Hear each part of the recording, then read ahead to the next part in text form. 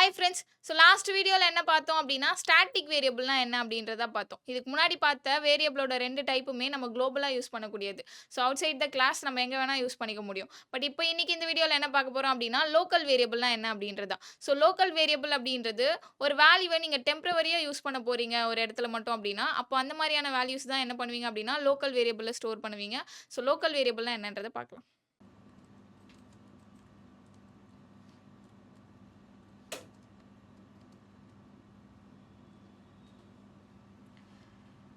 So டெம்பரவரியாக நீங்கள் வந்து ஏதாச்சும் ஒரு வேரியபிளை யூஸ் பண்ண போகிறீங்க அப்படின்னா அப்போ தான் அந்த வேரியபிளை என்ன பண்ணுவீங்கன்னா லோக்கல் வேரியபிளாக வந்து க்ரியேட் பண்ணுவீங்க.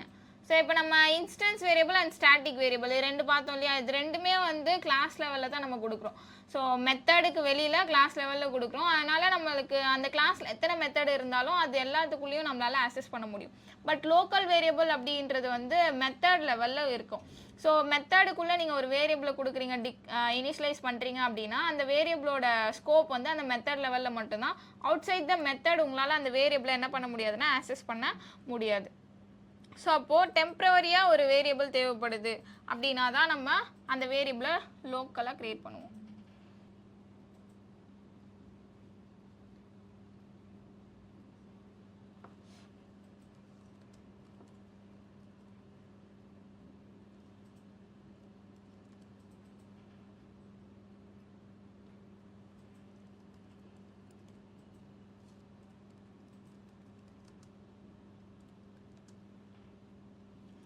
Temporary requirement is needed, then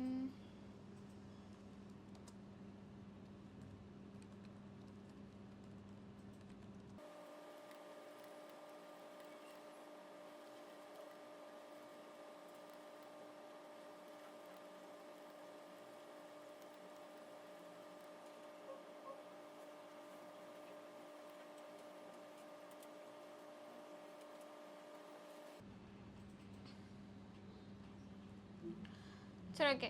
so அப்போ லோக்கல் வேரியபிள் அப்படின்றது எப்போ உங்களுக்கு ஒரு வேரியபிளோட வேல்யூ வந்து டெம்பரவரியாக தேவைப்படுதோ அப்போ தான் அந்த வேரியபிளை என்ன பண்ணுவீங்க அப்படின்னா லோக்கல் வேரியபிளாக க்ரியேட் பண்ணுவீங்க. ஸோ அப்போ லோக்கல் வேரியபிள் அப்படின்னா எங்கே க்ரியேட் பண்ணுவோம் அப்படின்னா inside the class, inside the method, constructor or block. So நீங்கள் எல்லா வேரியபிளுமே வந்து கிளாஸ்க்குள்ளே தான் க்ரியேட் பண்ணுவீங்க. ஆனால் ஸ்டாட்டிக் அண்ட் நான் ஸ்டாட்டிக் வேரியபிள்ஸை வந்து outside the method, blocks and constructor நம்ம க்ரியேட் பண்ணுவோம்.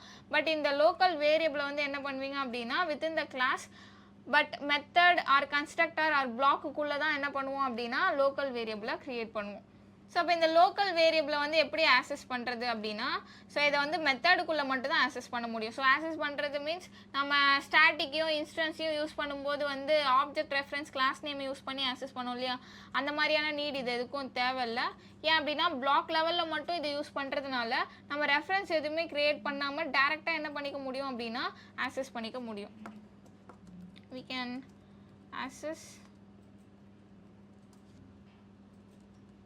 only inside the method, methods or blocks or constructor. So இதுக்குள்ளே மட்டும்தான் நம்மளால் ஆக்சஸ் பண்ண முடியும். ஸோ எப்படி க்ரியேட் பண்ணுறதுன்றதை பார்க்கலாம். So not only main method, கிளாஸில் நீங்கள் மெத்தட்ஸ் க்ரியேட் பண்ணுறீங்க அப்படின்னாலும் அந்த மெத்தடுக்குள்ளே ஒரு வேரியபிளை வந்து நீங்கள் இனிஷியலைஸ் பண்ணுறீங்க அப்படின்னா அதுவுமே என்ன அப்படின்னா லோக்கல் வேரியபிள் தான். ஸோ இப்போ இங்கே நான் என்ன பண்ண போகிறேன்னா மெத்தடுக்குள்ளே ஒரு வேரியபிளை க்ரியேட் பண்ண போகிறேன். ஸோ இப்போ இன்ட்டு டி ஈக்குவல் டு 100ன்னு ஒரு வேரியபிள் வந்து நான் இனிஷியலைஸ் பண்ணுறேன்னு வைங்க. ஸோ இப்போ சிஸ் அவுட்டில்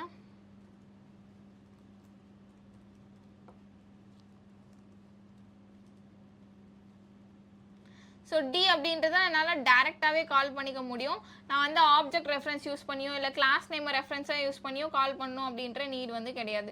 ஸோ டின்றதை நம்ம டேரெக்டாக கால் பண்ணிக்கலாம். ஏன்னா இது இந்த ஸ்டேட்மெண்ட்டும் சரி இந்த வேரியபிளும் சரி ஒரே பிளாக்குள்ளே தான் இருக்குது. ஸோ மெத்தடுக்குள்ளே இருக்கிறதுனால அந்த மெத்தடு லெவலில் மட்டும்தான் நம்மளால் என்ன பண்ண முடியும் அப்படின்னா இந்த லோக்கல் வேரியபிள்ஸை வந்து யூஸ் பண்ண முடியும். ஸோ இப்போ இதை நான் ரன் பண்ணுறேன்னு வைங்க.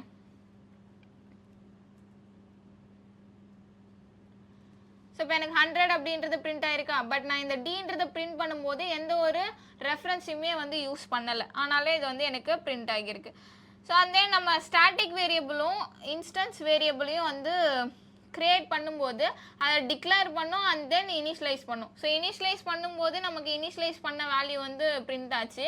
டிக்ளேர் பண்ணும்போது ஜேவிஎம் வந்து அதுக்கு டிஃபால்ட் வேல்யூவை ப்ரொவைட் பண்ணும். அந்த டிஃபால்ட் வேல்யூ தான் எனக்கு பிரிண்ட் ஆகுன்றதை பார்த்தோம். ஸோ அப்போது லோக்கல் வேரியபிளுக்கு டிஃபால்ட் வேல்யூ இருக்கா, லோக்கல் வேரியபிளை வந்து நம்ம டிக்ளேர் பண்ணுவோமா அப்படின்னா லோக்கல் வேரியபிளுக்கு டிஃபால்ட் வேல்யூஸ் கிடையாது. ஸோ லோக்கல் வேரியபிளை வந்து நம்ம டிக்ளேர் பண்ணிவிட்டு இப்போ பிரிண்ட் பண்ணுறோன்னு வச்சுக்கோங்க. ஸோ இப்போ இன்ட்டு அப்படின்னு சொல்லிட்டு நான் ஒரு வேரியபிளை ஜஸ்ட் டிக்ளேர் மட்டும் பண்ணுறேன். டிக்ளேர் பண்ணிவிட்டு இப்போ இந்த வேரியபிளை நான் பிரிண்ட் பண்ணுறேன். ஸோ இன்ஸ்டன்ஸ்க்கும் ஸ்டாட்டிக்கும் நம்ம டிக்ளேர் பண்ணிட்டு பிரிண்ட் பண்ணப்போ அதோட டிஃபால்ட் வேல்யூஸ் வந்து நமக்கு கிடைச்சிது. இப்போது ஸோ எனக்கு இங்கே எரர் வருதா, வேரியபிள் அப்படின்றது நாட் இனிஷியலைஸ்ட் அப்படின்னு சொல்லிட்டு எனக்கு வருது. ஸோ அப்போது லோக்கல் வேரியபிளை வந்து நமக்கு டிஃபால்ட் வேல்யூ கிடையாது. அப்போ லோக்கல் வேரியபிளை வந்து நம்மளால் டிக்ளேர் பண்ண முடியாதானா, அப்படி கிடையாது. நம்ம டிக்ளேர் பண்ணலாம். அப்படி டிக்ளேர் பண்ணுறீங்க அப்படின்னா அந்த மெத்தடுக்குள்ளே அதுக்கு வேல்யூ நீங்கள் அசைன் பண்ணுறதா இருந்துச்சுன்னா டிக்ளேர் பண்ணலாம். சப்போஸ் நீங்கள் அசைன் பண்ணாமல் டிக்ளேர் மட்டும் தான் பண்ண போகிறீங்க அப்படின்னா அப்போ கண்டிப்பாக உங்களுக்கு எரர் வரும். டிக்ளேர் மட்டும் பண்ண முடியாது. டிக்ளேர் பண்ணுறீங்கன்னா அதே ஸ்கோப்புக்குள்ளே நீங்கள் என்ன பண்ணியிருக்கணும் அப்படின்னா அந்த வேரியபிளுக்கு வேல்யூவை அசைன் பண்ணியிருக்கணும். ஸோ இப்போ எனக்கு 200ன்றது வந்துருக்கா. ஸோ இந்த மாதிரி தான் வந்து லோக்கல் வேரியபிள்ஸை வந்து நீங்கள் யூஸ் பண்ணுவீங்க.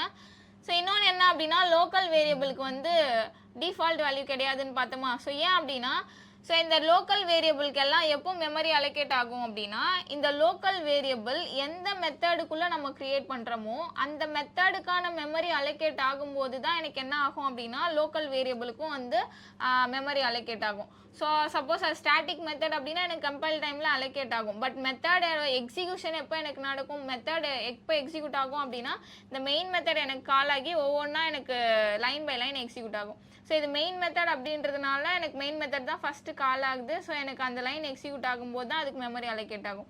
இதுவே கிளாஸில் வந்து நிறைய மெத்தட்ஸ் நான் க்ரியேட் பண்ணுறேன் அப்படின்னா ஒவ்வொரு மெத்தடும் நான் கால் பண்ணும்போது தான் அந்த மெத்தடுக்கான மெமரி எனக்கு அலோகேட் ஆகும். ஒவ்வொரு மெத்தடுக்கும் ஒரு ஸ்டாக் ஒன்று க்ரியேட் ஆகும். ஸோ அந்த ஸ்டாக்குள்ளே தான் வந்து அந்த மெத்தடோட லோக்கல் வேரியபிள் எல்லாமே எனக்கு ஸ்டோர் ஆகும். அதனால் லோக்கல் வேரியபிளுக்கு டிஃபால்ட் வேல்யூஸ் வந்து ஜேவிஎம் ப்ரொவைட் பண்ணாது. லோக்கல் வேரியபிளுக்கு டிஃபால்ட் வேல்யூஸ் கிடையாது. ஸோ நீங்கள் இனிஷியலைஸ் தான் கண்டிப்பாக பண்ணணும். அப்படி டிக்ளேர் பண்ணுறீங்கன்னா பண்ணலாம். ஆனால் அந்த மெத்தடுக்குள்ளே நீங்கள் அதுக்கான வேல்யூ வந்து இனிஷியலைஸ் பண்ணியிருக்கணும், ரீஇனிஷியலைஸ் பண்ணியிருக்கணும். ஸோ அந்த மாதிரி பண்ணுறதா இருந்தது அப்படின்னா நீங்கள் டிக்ளேர் பண்ணிக்கலாம். அப்படி இல்லைன்னா நீங்கள் லோக்கல் வேரியபிளை டிக்ளேர் பண்ண முடியாது. ஸோ அப்போது லோக்கல் வேரியபிள் வந்து எப்போ க்ரியேட் ஆகும் அப்படின்னா அது எந்த மெத்தடுக்குள்ளே இருக்கோ அந்த மெத்தடோட எக்ஸிக்யூஷன் அப்போ தான் எனக்கு க்ரியேட் ஆகும். ஸோ லோக்கல்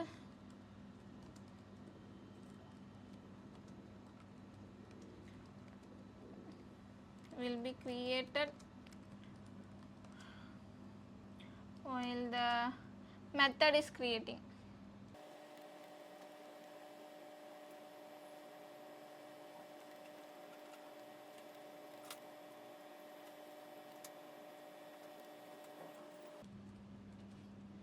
ஸோ ஒன்ஸ் அந்த லோக்கல் வேரியபிள் எப்போ க்ரியேட் ஆகும் அப்படின்னா அந்த மெத்தட் க்ரியேட் ஆகும்போது தான் க்ரியேட் ஆகும்.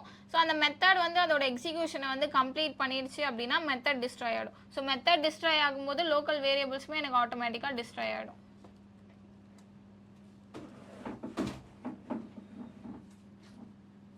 So local variable automatically destroy.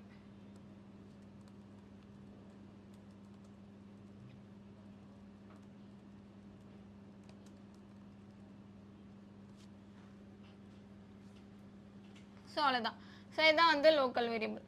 So வேரியபிள்ஸ்னால் என்னென்னு பார்த்தாச்சு. அந்த வேரியபிள்ஸில் 3 டைப்ஸ் ஆஃப் வேரியபிள்ஸ் இருக்குது. ஸோ எந்த வேரியபிளை எப்போ நம்ம யூஸ் பண்ணுவோம், எப்போ அந்த வேரியபிள் க்ரியேட் ஆகும், அது எல்லாத்தையும் ஆக்சஸ் பண்ணணும்னா எப்படி ஆக்சஸ் பண்ணணும், ஸோ இது எல்லாமே வந்து பார்த்தாச்சு. ஸோ இதுதான் வந்து வேரியபிள்ஸ். ஸோ நெக்ஸ்ட் வந்து ஆப்ரேட்டர்ஸ்னால் என்ன அப்படின்றத பார்க்கலாம்.